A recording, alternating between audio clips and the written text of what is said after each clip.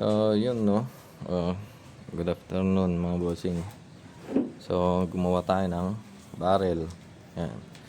So, ito is 16 mm by 17 inches. Ang problema, so, kasi first time kong gumawa ng barrel. So, yun. Hindi pa natin alam kung paano siya. Pero yan, chinamber ko na sakto sa Astro. So, pang Astro yan. So, ganyan yung loob niya. Ito ay 12 grooves. 12 grooves na 6 mm by 17 mm. So, crown na din natin. Saan ba? Yan. So, nag-crown na din tayo. So, mukhang malinis naman.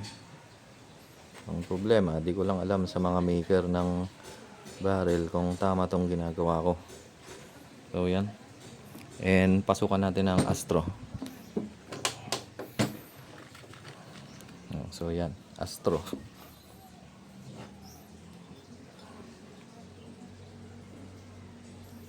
So, Astro siya.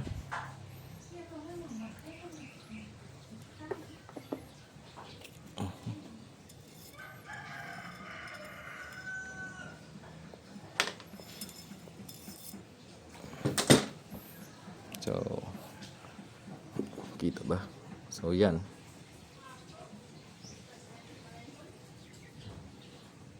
So, yan. Yan yung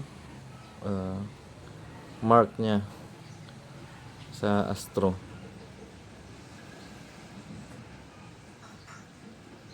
Kita ba? So, siguro one day, pag medyo nakabaka-bakante tayo, i-test fire natin at i-try natin tong barrel na to kasi first pa lang nagawa naman hindi mapalinaw ng tama. Yan.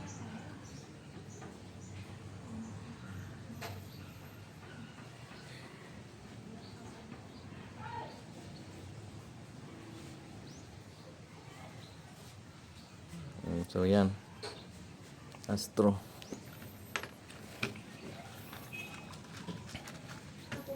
Kung may suggestion man na magandang gawin, so pasuggest lang mga bossing para matuto rin tayo sa paggawa ng barrel.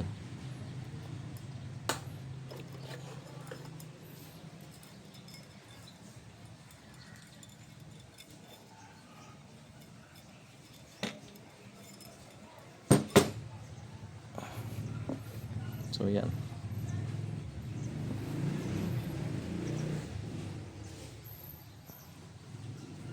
Ganyan ang itsura niya.